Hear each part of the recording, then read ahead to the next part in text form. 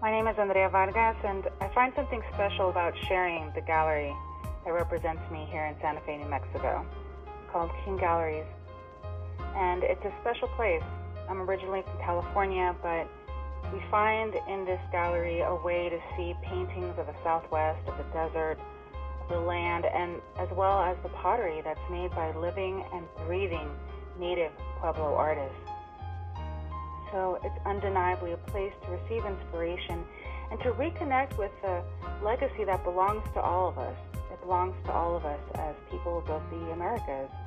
And so there's much to share. My recent body of work is inspired by the desert, the thunder clouds, and thick paint. And I look forward to more people getting to share that experience and those beautiful aspects of Earth.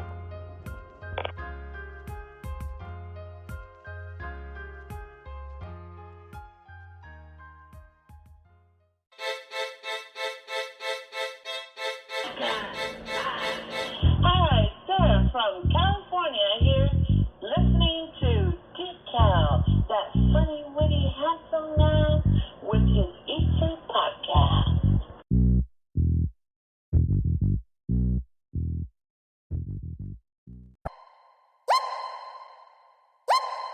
So, let's start with the E.I.T.H.R.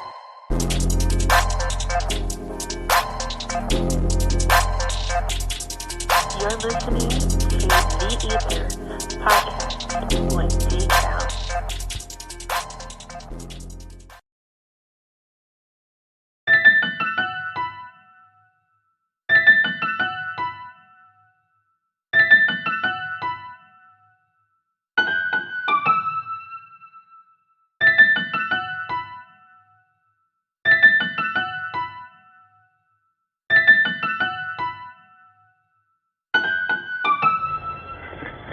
My man.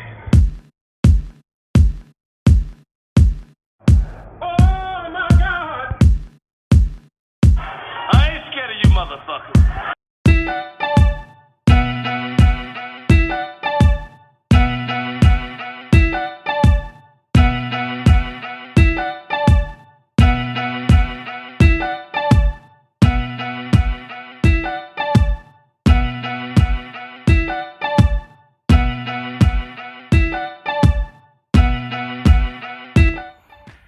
And happy Wednesday, ladies and gentlemen. It's D-Cal hosting the E.I.T.H.R podcast from the GNSHQ here in Northern California. Wednesday, what's it, 3rd? 4th? Something like that. It's beginning of the year. Welcome, episode number 61. I hope everyone is doing better than expected. We are going to be talking about a few topics today that is trending, one particular trending on social media. If anyone has seen Monday Night Football, there's a hint of one of the topics we're going to be talking about. We're also going to be discussing certain things like the best way to learn something new, such as a language. Right? Listen to a commercial while driving earlier today. And it was a question that I feel needs to be addressed. In my opinion, I also think once we get into the topic, you'll understand how certain things are, I don't want to say set up to divide, but certain things where if you think outside the box, you'll have a better understanding of it. And I'll go more into detail. With that, I want to keep it vague as much as possible. Then we're going to talk about a very uncomfortable topic of preferences. And this is something where speaking to people is one of the taboo things you don't talk about. Money, religion, politics. So we're going to talk about preferences when it comes to one of those three. But if you're new to this, just tuning in, the E.I.T.H.R podcast is an acronym which stands for the elephant in the room. We talk about certain things that are very uncomfortable for people to have discussions in your normal everyday life, whether it be company you're having a conversation with is short-sighted, whether they are very, very stubborn, bullheaded, and they just want to die on a particular hill. This podcast isn't necessarily, I didn't create it to sell you anything.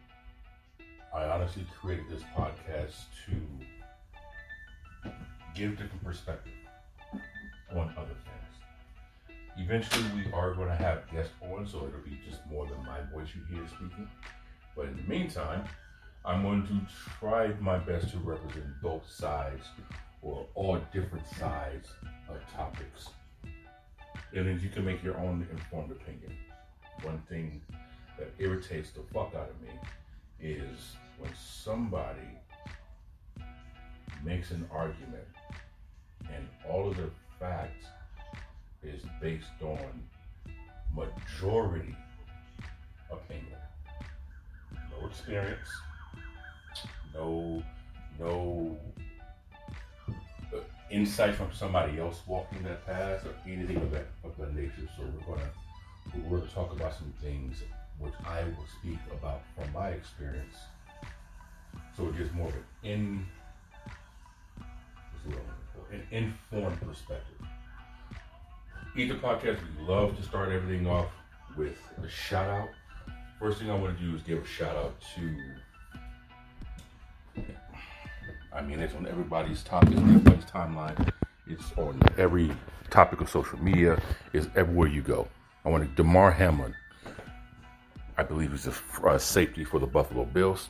I want to give a shout out to him. We're going to get into that a little bit later, but he's recovering. I'm sure he's not recovering at the speed that everybody wants him to, but nonetheless, he is making progress in the right direction. I want to give a shout out to him. I want to give a shout out to the two coaches, head coaches of the Buffalo Bills and the Cincinnati Bengals, because it was them who made the decision to postpone that game.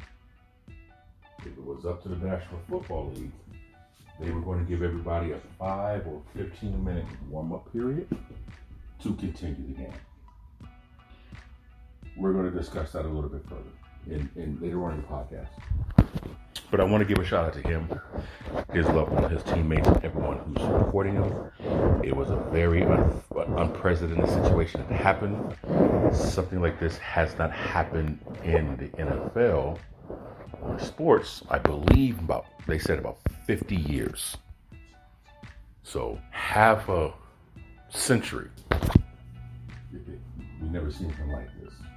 So it was very scary. Like I said, we want to dig into that. What I want to do now is get some inspiration and motivation. This is a quote that I heard from the late Nipsey Hussle, and it goes a little bit like this: stay in your lane. Whatever you got to do, stay in your lane. There's no traffic in your lane. And I personally love that quote because a lot of people, the decisions you make in certain choices are based on popularity, is based on the opinion of other people, it's based on the judgment of other people, it's based on other people's approval. There's an old saying that I grew up on, and when creating the GNS Inc., I swore by it. Still do. And the saying goes, the money is where everyone else isn't. Stay in your lane. Everybody wants to go over here and chase that pot. Well, it's going to be crowded over there. Not to say that you can't eat over there your damn self, but it's a situation where there's more competition to put yourself up against.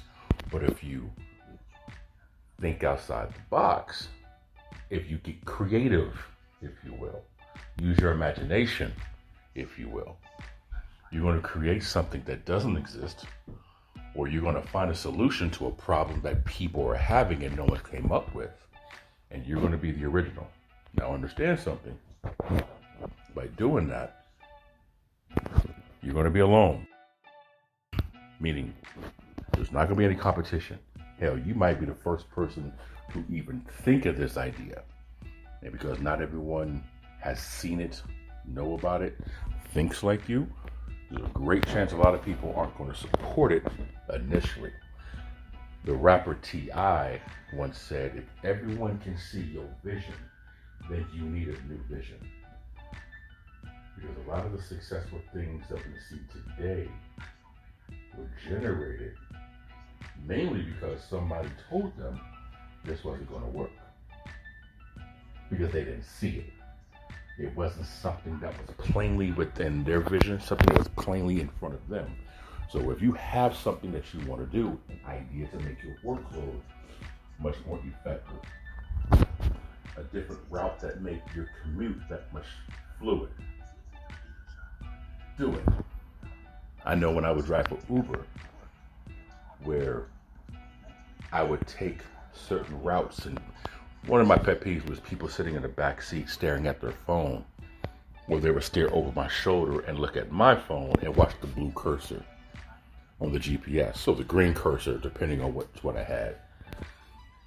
And I'm like, out of all these glass windows I have in this car, you want to fucking stare at a phone screen to make sure that it's going in the way the screen says. So, partially to be a dick, what I would do is I would have my screen adjusted a certain way where I can see the road. And if I was supposed to turn right 2 blocks up, sometimes what I deliberately did was turn right the block before and go around the street. And God, did people freak out. You're going the wrong way. No, that's not the way you're supposed to go. And I remember telling a few people in my car, like, listen, you do understand that there's 4 ways to get to an intersection. And most of the time, 50% of the time, I would say, if I follow the GPS that it told me to take them, their drop-off was across the street where they had to walk across the street. So by me turning that 1 block early, I was able to drop them off in front of their home. And most of the time, man, their faces would look and realize where they were at, and they were like, oh. They couldn't see past what was right in front of them. So sometimes you got to think outside the box, and not everyone's going to be a support. Not everyone's going to be someone that's going to cheer you on. But if you know for the betterment, it's for the best, do it. And then they'll start judging people based on your merit.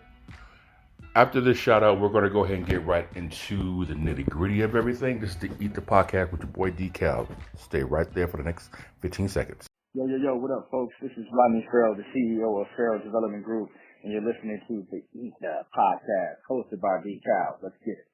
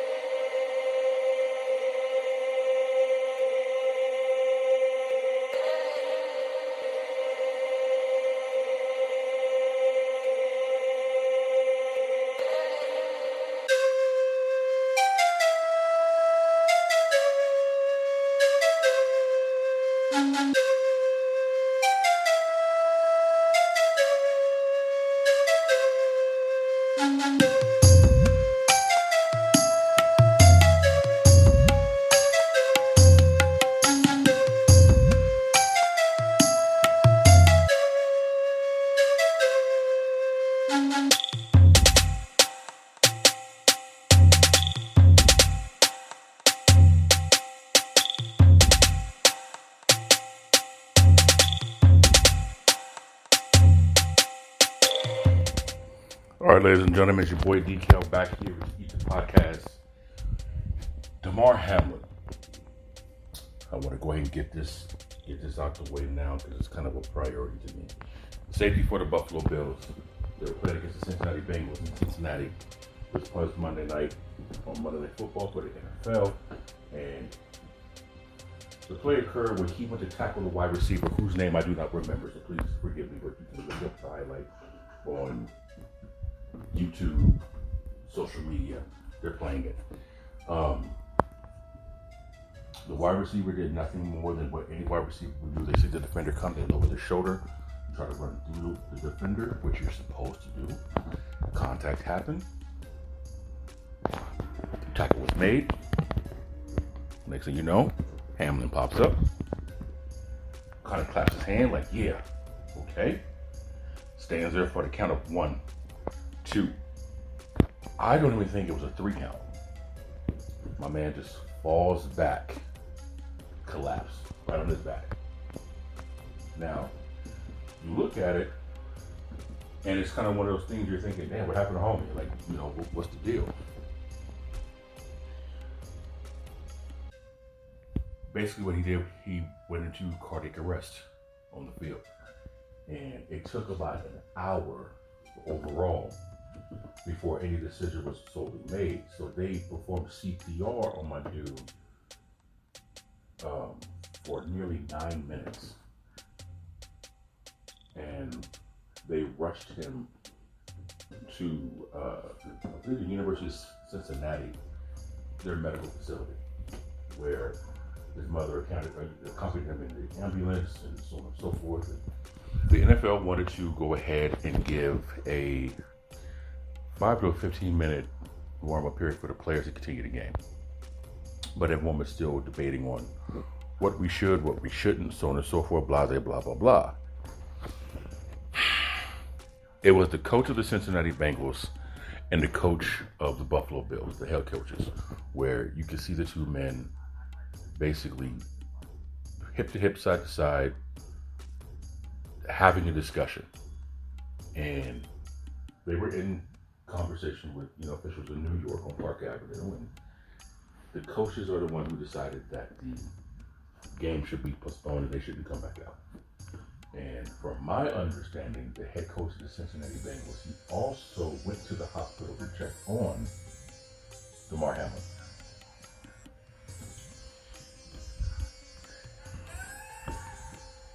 NFL is a very violent sport.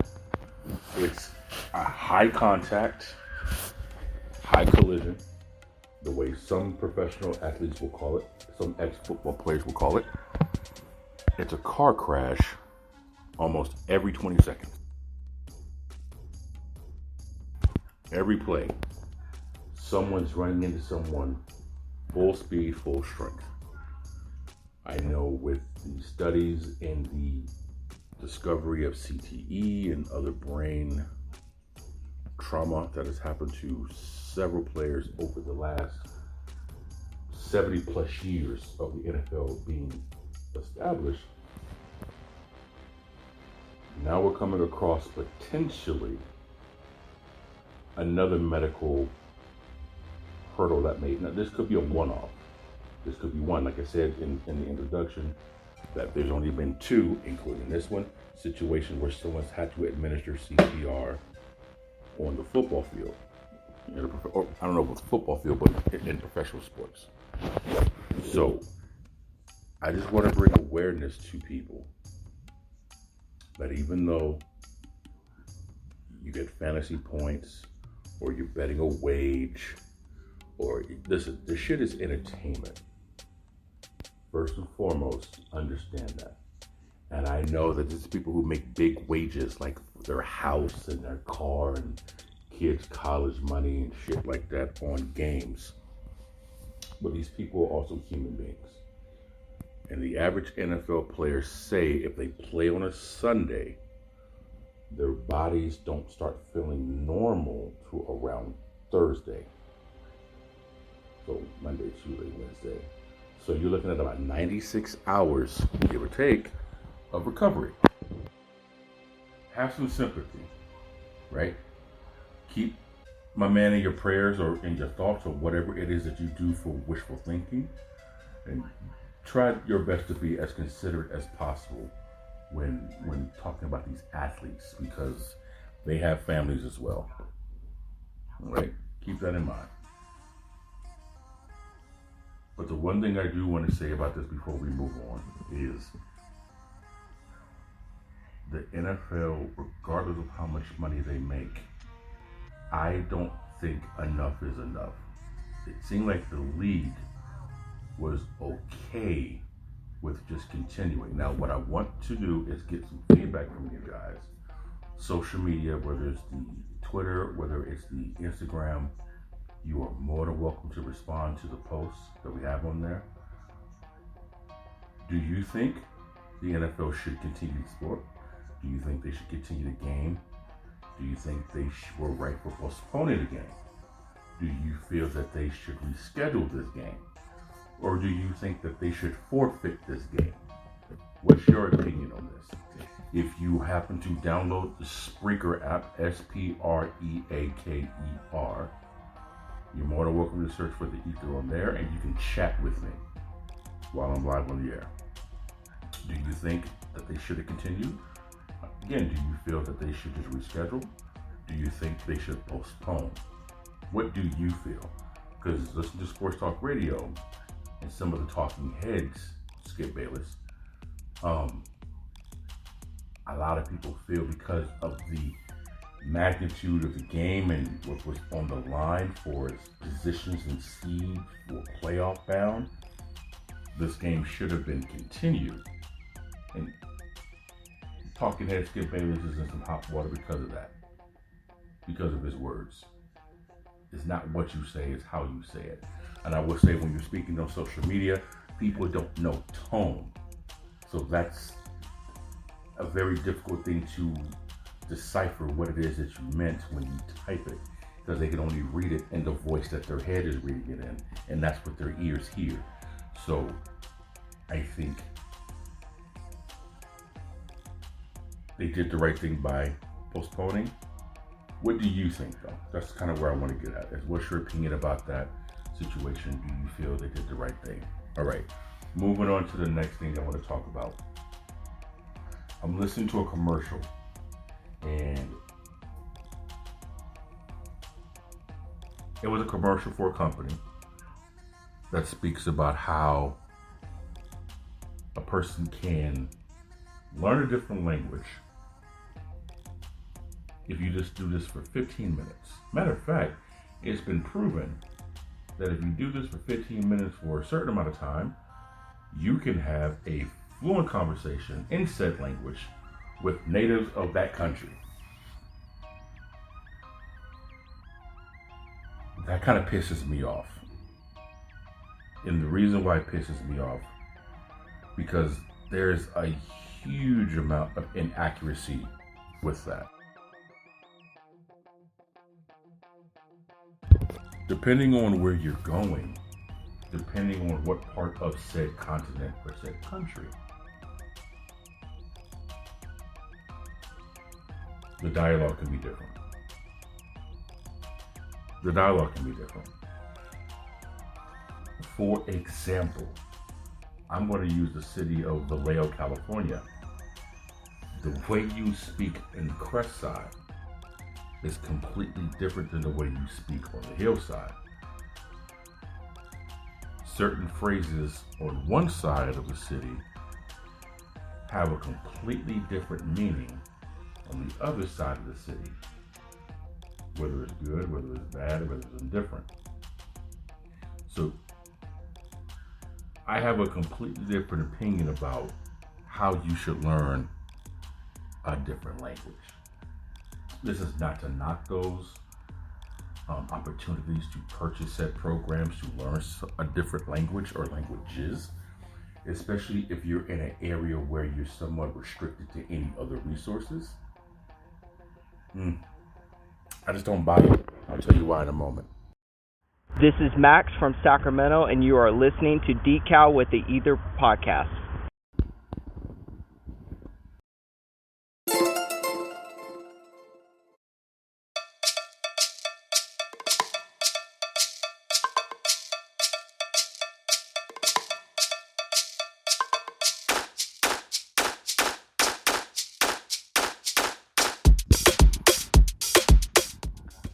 Here's the reason why I don't agree with those things.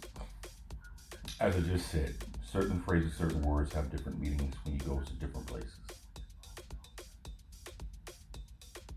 But if you want to learn a different language outside as someone said on my social media post earlier, outside of going to that particular country and getting a crash course in said language,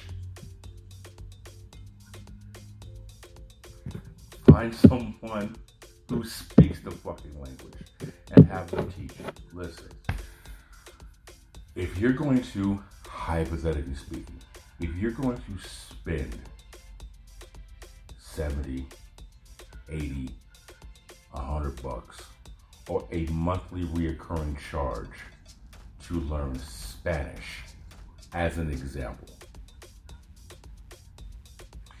you have to understand that the Spanish that they teach us here, at least on the West Coast, particularly Northern California, I can't speak about Central or Southern California, but I'm likely to believe the Spanish that they teach us in Western education is based in Spain. Unless things have changed since I was in school, the Spanish that we learn is predominantly from Spain. Here in California, the Spanish that we engage with is mainly from Mexico. So if you have anyone who's a fluent Spanish speaker, ask her or him, hey, can you guys teach me Spanish? I want to learn a different language. Would you mind teaching me? The worst thing that's going to happen, they'll tell you no, most likely because they don't speak Spanish themselves. But a 90% chance, they're going to teach you if you're willing to learn. Understand, in many cases, Spanish was their first language. I remember in school, a couple of my friends failed Spanish. And they were like, how the fuck do I fail Spanish? I'm Mexican. Spanish was my first language. This is stupid. And I'm like, yeah, how do you fail Spanish? They're like, because the Spanish that they teach isn't the Spanish that we speak. It's a completely different Spanish. It's almost, I'm not gonna say it's an insult, but it's like you telling me to speak a language that I spoke before I learned your language. This isn't it. So if you know someone, have them teach. And I remember my Spanish class, my Spanish teacher, rest in peace, Senora Leon, she says, when someone tries to speak Spanish, many people in the Latin culture appreciate, because they're ashamed they don't know English in America. So the fact that you're struggling to speak Spanish to them, they're so appreciative of you making the effort to communicate back. And I remember saying to her, yeah, but they laugh. And what if they make fun of you because you don't know Spanish? And she said, David, no. They're laughing not because they're making fun of you, but they're laughing because it's like, oh good, he's trying. He's trying to speak to me in my language, like I'm trying to speak to him in his. So you do have a language barrier. But if you can piece it together by pointing and grabbing and holding and showing, you can piece it. It's almost like a certain level of Ebonics, which is a whole different fucking conversation back in the late 90s. But it's almost a variation of Ebonics where you both were speaking broken language to each other, trying to get the point across, right? Not only that, but for an example with Spanish, if your friend is teaching you Spanish and you're speaking it in their home, not only will their parents look at you with a smile on the face like, that was good. Because Americans, we have this thing of being better than everybody else on the planet, right? We have this arrogance about ourselves that if we go to you, you need to learn how to speak our language, but if you come to us, you need to speak our language. Fuck what you got going on. We're Americans. It pisses me off. But if you're in their home, the parents are going to be like encouraging you to learn it, because it is a good thing. Now, when you get to the grandparents and they see you trying to speak Spanish, oh, 8 times out of 10, it's so flattering to them because they come from an era where if you spoke Spanish, you just stayed with Spanish speakers. No one even tried to speak that language, right? So when they see you making an effort, boy, they get all kinds of giddy. And yes, a crash course. Friend of mine, Carla, when she was teaching me Spanish in school, it made me so angry because all she did was speak Spanish around me. And I would ask questions in English and she would respond in Spanish. And I'm like, just fucking tell me. And then she eventually said, listen, if I cave in and tell you this in English, you're not going to learn it in Spanish. So it forced me to have to try to communicate. Now, I also did the audio cassettes for the library. I also watched novelas. I also watched noticias. You know, I did all that shit.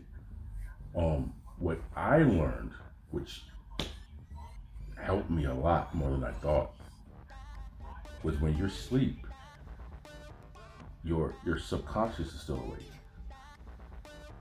So if you play that language in the background while you're sleeping, kind of how people will play music or background noise or white noise or something of that nature.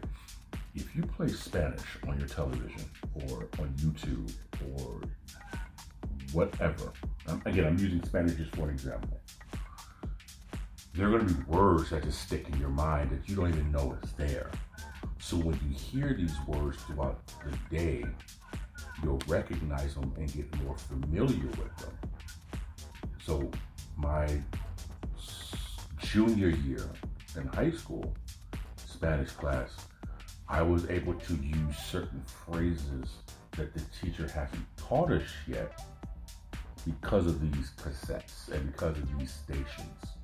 So her and I were able to have a completely separate conversation than the rest of the class, who kind of looked at me like, what the fuck you just say? Now, I didn't say it to show off, but I said it because I guess you could say I was having a proud moment. Like I was learning a language that I absolutely love. So I don't believe in those things as a first result.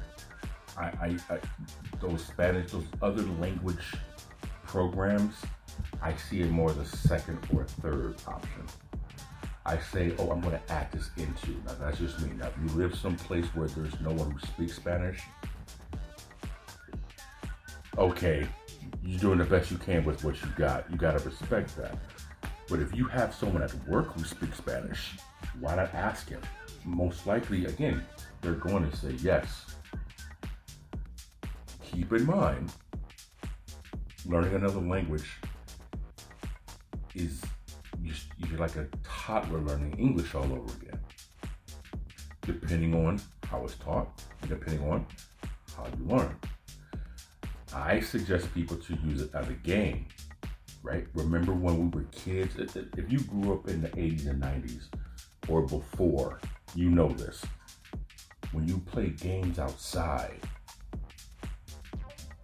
certain games had codes. Like you would create code words or code phrases which meant something. All right? When you, I remember hearing and watching TV shows and movies where you had this can with a string and it went to your best friend's house who lived next door, and that was your way of communication. But you had codes over the walkie-talkies. Learning another language is almost like code for English. Where if you want to learn English, it's like a code for whatever language you speak primarily. So if you make it a game versus forcing yourself to learn something, it tends to be a little bit more enjoyable, a little bit more pleasurable for you to do it, way more fun. If you have someone that you can learn the language together, meaning if you and your partner know someone who speaks that language, now you can practice this language when you're at home, so it's constantly flowing. Now you can put on a TV station, 15, 20 minutes, maybe an hour, and just listen to it. Again, you're going to be fucking lost. But it's no different than going to the gym, getting your body in tune, but now you're surrounding yourself with people who love to work out, people who love to eat right, people who love to learn about fitness. You're just going to get engulfed in that world, especially if you're passionate about it. So that's something. You know, when it comes to learning anything, a sport, I don't know anything about soccer, for example. So what I would do is talk to someone who loves soccer, who doesn't necessarily be infatuated with soccer, but they love the sport of soccer. That way when I'm watching this game, they can point things out to me, or I can ask them questions and they can let me know. Hockey is another one. My brother says the best way to learn hockey, watch playoff hockey. That shit's intense. I have yet to watch a playoff hockey game. But I want to watch a playoff hockey game. I want to go to a hockey game just to experience hockey. Just to say, cool, okay, I get it. I want to learn how people can tell what pitch is being thrown in baseball.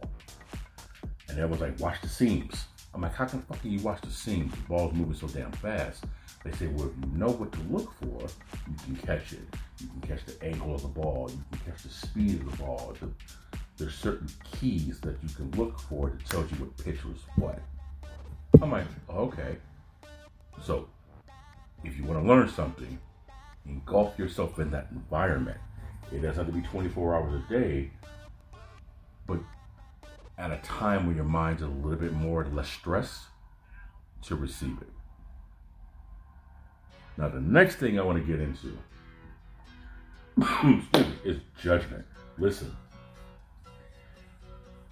I put this on social media. This is coming straight off my Twitter account at the E.I.T.H.R. Okay? Let me get right to it right now. And it says, give me one quick second, ladies and gentlemen. I didn't have it queued up like that. I thought I did. Okay, so I put this. If many agree it is of ignorance, we judge others by race, color, religion, gender, etc.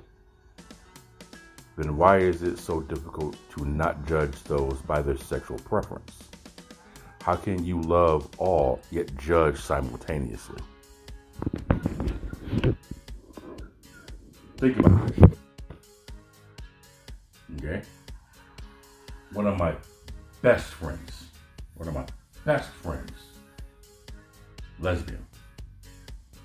And we had conversations, because again, if I don't know, I'm going to ask you, because I want to have an informed opinion.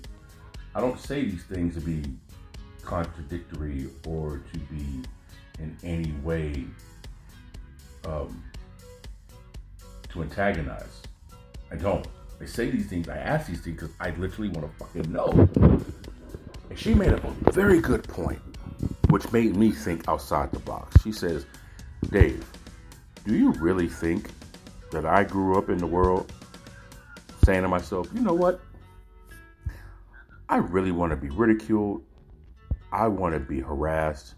I want to be bothered. I really want to have I really want to have a lifestyle where I'm harassed and possibly assaulted. And no matter what it is that I do in my life, there's always going to be somebody who is coming after me. I really want to live that. Do you think that's what I want? I was like, no. She's like, okay. So that kind of gives you an idea of it's not a choice. You are who you are. And I think a lot of people make this assumption. You choose to be what you choose to be. And my idea was this, really, really simple. I did not choose to be a heterosexual male. I didn't choose. I am a heterosexual male. You don't see a bunch of homosexuals bashing straight people, right? You don't see that. And I know the first thing you want to do is go to the Bible. Listen, we're going to get uncomfortable in this motherfucker for the next few minutes. The Bible doesn't say anything necessarily, and if it does, show me, about homosexuality. Because the Bible in itself, a lot of stories are metaphoric, and a lot of stories are also left up for us to judge. Now, if you have an issue with that, correct me if I'm inaccurate, correct me if I am wrong. But the first thing people want to scream is the Bible says Adam and Eve, not Adam and Steve.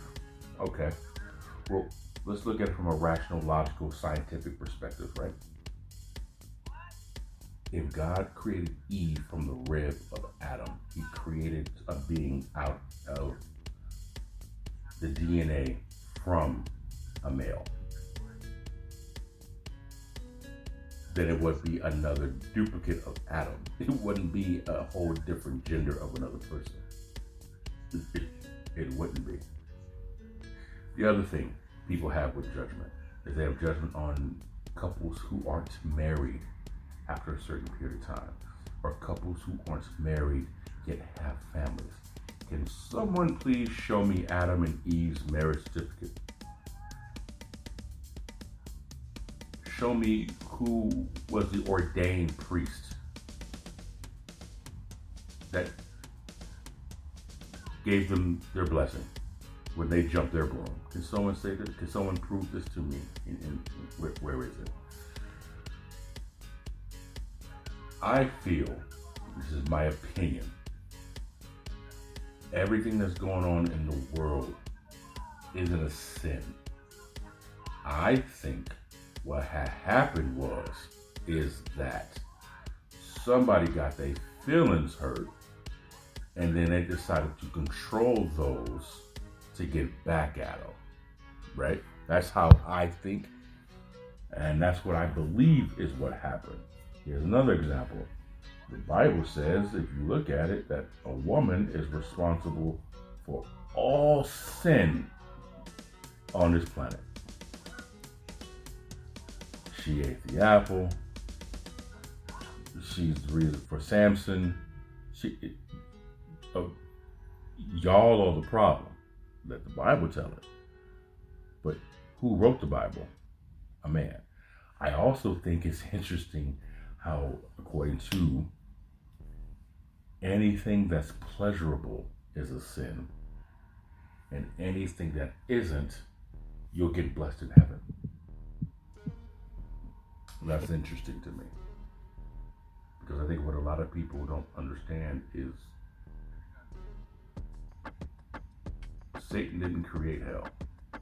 Satan was cast down to hell, which means hell had to have existed prior to that happening in case someone was to get put on the naughty list. Again, I understand this is an uncomfortable subject for a lot of people, and you're more than welcome to give me some feedback on this. But think outside of your box. What was Lucifer's sin? He wanted to be like God. What father would get pissed at their son who wants to be like them? I mean, isn't it every father's dream for the son to take over the family business? I would think so. That's just me. Another thing. I have friends who are atheists. I have friends who are Christians. I have friends who are Baptists. I have friends who are Catholic. And I can tell you right now, atheists, because they don't believe in God, atheists also do not believe in the devil. But you want to know who does believe in the devil? Christians, Baptists, and Catholics. Right? If you really think about it, growing up in a Baptist household, everything that we do for God is based out of fear. Do this or die. Do this or perish. Do this or burn for eternity. Atheists do shit because it's the right thing to do. If you choose to believe in this, that's perfectly fine. But if you also choose not to believe in that, that should also be perfectly fine. I just know there's a lot of motherfuckers who swear to God that they love Jesus and Jesus loved them. They get really angry when they tell you about Jesus.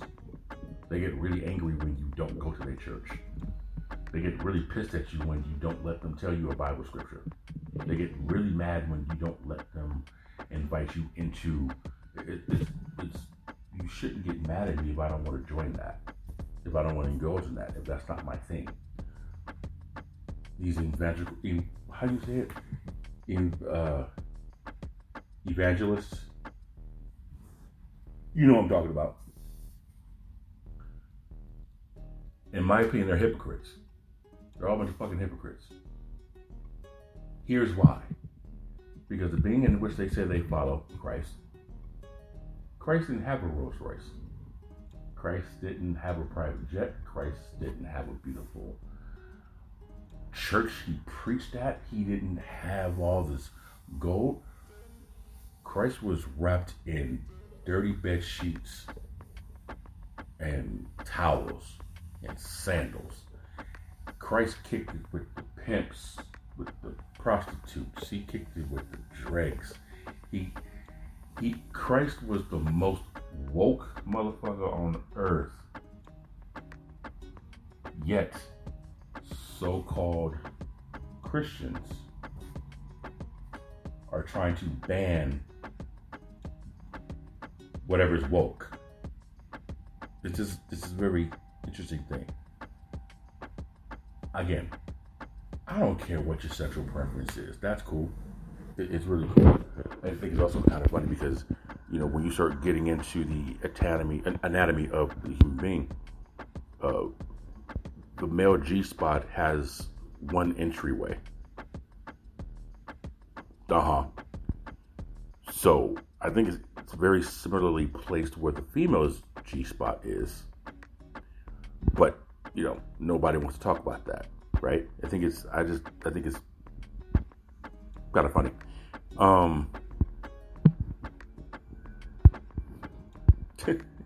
Yeah, I just think that's cute. So, what up, though? This is La Cabrona Más Chingona from Kansas City, and you're listening to the E.I.T.H.R podcast with my boy, D-Cal. So anyway, I just have this feeling that things that are deemed as evil and sinful and hated by God, in my personal opinion, I feel the powers that be want us to believe it is a sin, want us to believe it is bad, want us to believe it is evil. They want us to think that it is wrong, so everyone doesn't do it. While if you're in that tax bracket, you're having all this fun doing it, right? That's why Holly Weird, as some people would say, is a big spotlight on it right now when it comes to trafficking and assault on young people and women. When Corey Feldman came out years ago and talked about it, people said he was crazy and he was damaging a whole industry. There's plenty of people who said the same thing about certain positions in the church that we overlook because, well, it's deemed to be this. So I feel that if you're high enough ranked in the tax bracket, you're exempt from a lot of these rules as long as you keep the spotlight off of them. See, I feel that these people want the spotlight on us so they can watch us do the shit they told us not to do. They can do it. It's an old school mindset of do as I say, not as I do. Right? And I honestly think and believe certain people, in order to have certain freedoms, in order for you to be able to have certain access to certain things,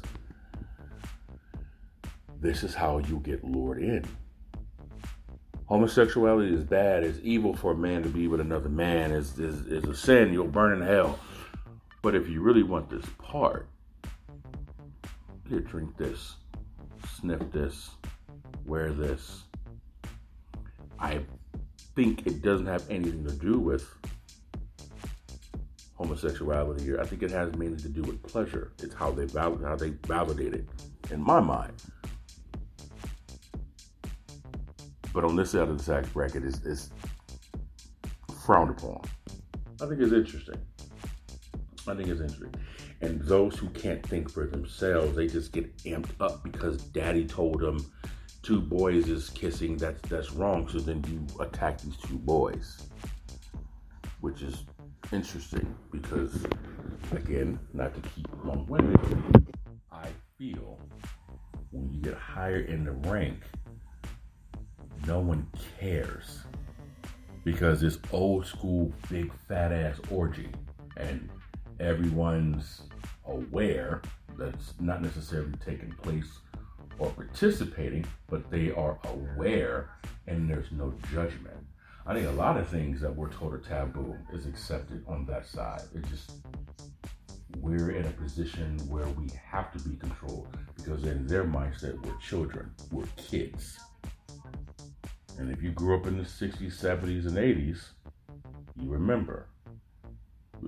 When the adults are talking, the kids shut the fuck up. Or you give the kids something to distract them with while the grown-ups take care of grown-up stuff.